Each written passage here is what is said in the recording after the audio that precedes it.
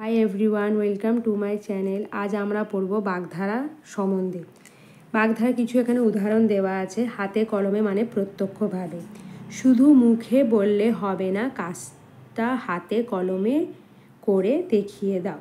মিষ্টি কথা, অর্থ মন ভোলানো কথা।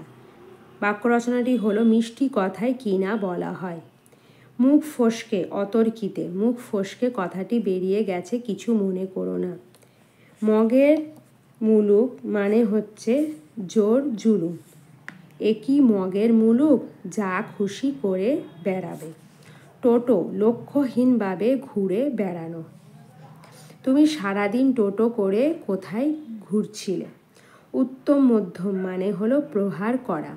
গ্রামের লোকেরা চোরটাকে আচ্ছা করে উত্তম মধ্যম দিল।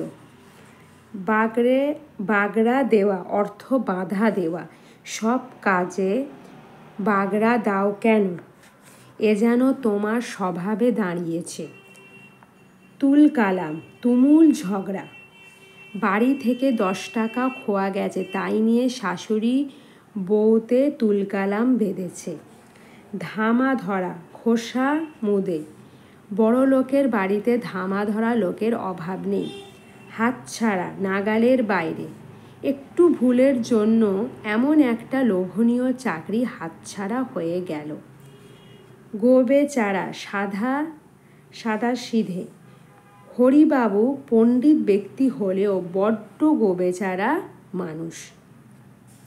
পথে বসা মানে বিপদে পড়া।